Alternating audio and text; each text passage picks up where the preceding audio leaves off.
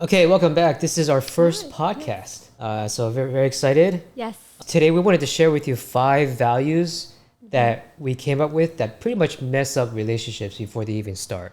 This is basically from our 15 years of experience as a couple together, Yes. and also advising some couple clients on, what's messing up their relationship. We started looking at those values that mess up the relationship, and we also looked at the values of cancel culture, Correct. and a lot of them overlap. Yes. And what we will be talking about are the 5 core values that we found that could possibly ruin relationship due to the cancel culture climate that we are in today. And so those 5 values that we're going to mention throughout this podcast is sensitivity, judgment, accountability, and self-improvement. And the 5th one And is that escalation? escalation. And escalation, I think, is like the key recipe that applies to all 4 of those elements. They all intermix, Yes. and we'll go through them one by one. Correct. And each one is really like a Pandora's box if you think about it. We gotta dissect and unwind. Yeah. But first on our list we have sensitivity, right? So this is how sensitive or how easily triggered you are when someone offends you. You think of it as a spectrum. There's tolerance on one end of the spectrum, and then there's sensitivity on the other end of the spectrum. If you're overly sensitive, you're easily triggered by what others think. You're sensitive to changes of plans. You're sensitive to when your partner violates a certain boundary. That could be a recipe for problems. You care so much about like the other side not offending you that you end up putting the other person on eggshells. And when you're very extremely sensitive, it's not only debilitating for yourself, but you like put the other person on those eggshells. Do people know that they're putting other people on eggshells? So that's a good point. So That's- awareness is like 50% of the problem, right? So if you can be aware of where you stand on that spectrum of sensitivity to tolerance, like most people who are sensitive, they're not even aware of it. So how would you, I guess, in the process, come to figure that out? Like, is it self-reflection? Like, what kind of tools can we use to bring that out? And I guess to self-reflect and Well, have that into the journey. sensitivity will manifest itself in the kind of reactions that you give off when things don't go your way. If there's a change in plans and your partner notices you that like that you're very resistant to change, or you're not kind of going with the flow, and you're rigid, like take that feedback into account, because like that's, those are like some key points of feedback. And also a lot of introspection. So introspection and this desire for self-improvement is something that in a way is kind of missing in a lot of society today. And so like, and that prevents you from being aware. That's one of the problems.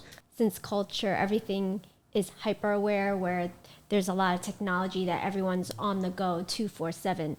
There's no downtime to actually stop and become aware of maybe like the simple things, instead of like always overthinking and over criticalizing or judging yourself or others around you. Yeah, that's certainly the case. Especially with social media, judgment, which is our second one, Yeah. is a huge one, because social media constantly juxtaposes yourself next to other people, and then you're always like comparing yourself. And So you mean like social platforms take away from all the simple beauties of life, like kind of like the Jonases or whatever it is, like, oh, since I don't have it, how come this person has it? Or how do I get there? I've become very like envious or jealous. Like, well, envious is just one end of the spectrum. The other flip side of it is you judge other people. So part of it is when with social media, you're judging yourself. Like, how come my life is not as good as this other person's life? But on the flip side, it also holds true where it's like you're judging other people, and Putting themselves and out that's there. basically what cancel culture is. You're holding the other side accountable, and it used to be that you're just holding like government officials, people in power, accountable to what they're supposed to do, but it's kind of like expanded, and now it's just kind of like you can in a relationship you'll hold your partner accountable when they do something bad. You will not forgive, and you also assume the worst in the other person. So you mean like the extremes? There's no like middle ground or saying I have fault or mistakes. I am just like 100% like perfect in everything that I do, or basically maybe overcompensating when, you know, we're all human. We do make mistakes, and to give that compassion and leniency, I think, to yourself and to others. One of the phrases mentioned earlier was assuming the worst in the other person, and like not giving the benefit of the doubt.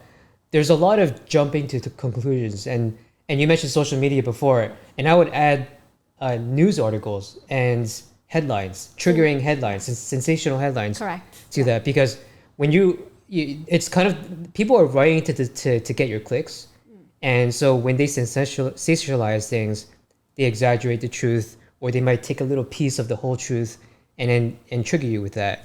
And so what ends up happening is humans have a natural bias to just like read that and then jump to a conclusion. So we're basically, I guess, what you're saying is media and culture.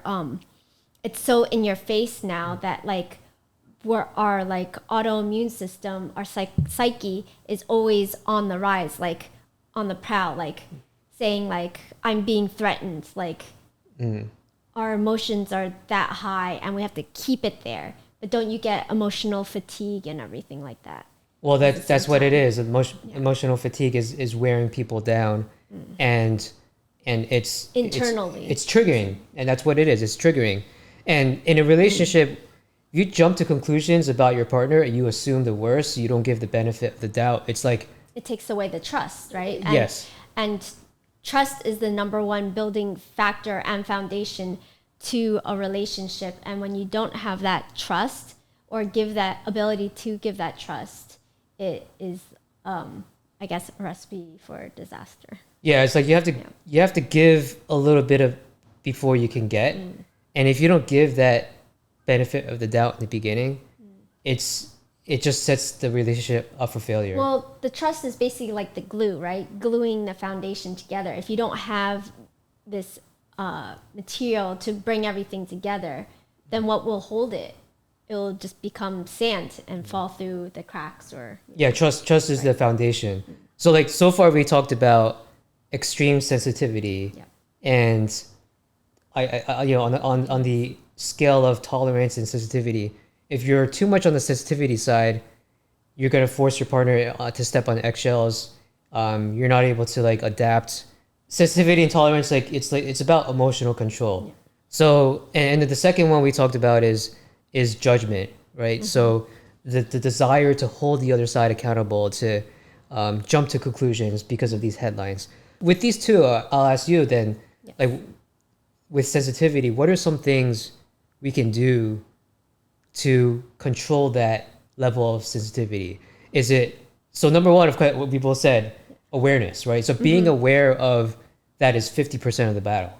Being aware of like that you are sensitive, and that there are things you can do. But what are some of the things that you think that people can do to? I think what ends up happening is that we heavily rely on, let's say, your friends, your partner, or whoever you are closest with.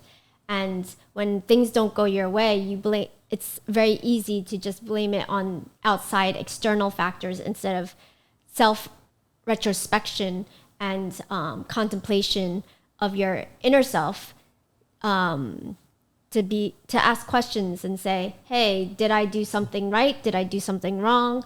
And just really think about it. And I think the proper tools or recommendations are definitely talking to, your support system, family, friends, groups that love and support you, but also, self-journaling is a very good one, or writing in a diary, meditation, talking to therapists, psychologists, and to really not only introspect in yourself, but also seek other help from other people who see it in different perspectives and light. Because sometimes, those friends and family are your basically they say your side mirrors, so they see your blind spots, because sometimes when you're knee deep in it, you can only see what's in front of you and not what is behind or on the side.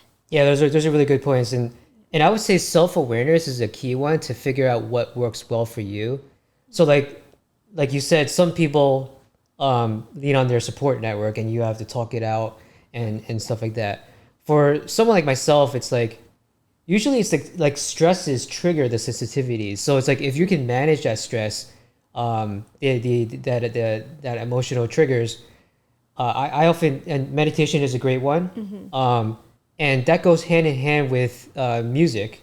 For me, growing up playing the cello, I regularly play the piano as well. So you mean like And self-regulation tools, like well, like just the music? I would say never underestimate the power of sound and the power of music, and especially sustained sounds. I'm not talking about like drums where it's like you're hitting it and it's just boom, like beats.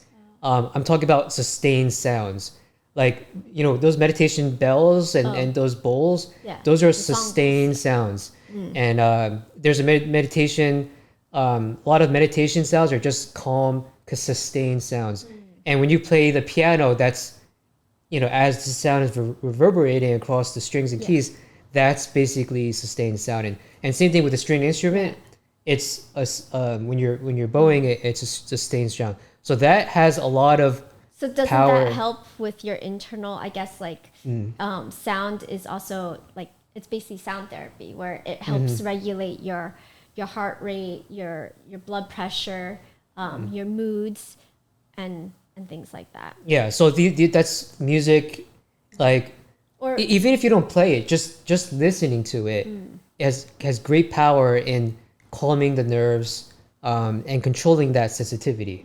And that's a good one. on top of that, so we mentioned talking things out, leaning on your support network, music and sounds. I would add in supplements like magnesium, and there's like a zinc magnesium aspartate supplement that I find really helpful. But the key ingredient there is magnesium, and that's the same ingredient that's in the calm powder. And that, if you have trouble sleeping, that can help you kind of relax the internal nerves. So like if you're having bad dreams and nightmares, that can kind of calm the internals of your body. So that can all help address the kind of sensitivity problem. I like the sound of that. And we saw like a video just not too long ago about how there's certain deficiencies in everyone's body, and to help maintain and create an optimal health, basically. Instead of adding all these things into your body, what are the things that you lack deficiency of, and to add to help bring those levels to make a more balanced whole self. Yeah, and one thing I would cautious people on doing is seeing a doctor and getting like prescription medications. They can be good for many certain circumstances, but like oftentimes I think there has been studies that show like actually the real problem is just a deficiency, like you said, in something like vitamin D3, for example. Who a lot of people who are not exposed to the sun, especially during winter months. Correct. You can get through depression, and I think there are some other like simple supplements that can. Well, you don't have to go to the extreme, is what I think you're saying. It's more like try little things to help increase little levels instead of going from 0 to 100. And then, because when you go 0 to 100 and then you have to work back, then you have to figure out what offset this and that, and that's kind of even harder to untangle than leveling up little by little to see where things go. Yeah, so that's great. So that we got like 4 or 5 like kind of approaches to address extreme sensitivity. I think we need more of like compassion, more kindness and love in the world, and more not just open mind, but just to actually listen to people. Like whether you say hi, passing someone, if you sense or feel that person's down, like yes, we're all in a hypersensitive world where or go, go, go. But when you slow down things, you see a lot more little things around you, and it's easy to overlook those things. But it's easier, not easier, but when you pick up those little things around you that you normally don't pick up, you miss those opportunities and moments that can actually bring you a lot more happiness and joy in your, not only in your life, but to people and things around you. Absolutely.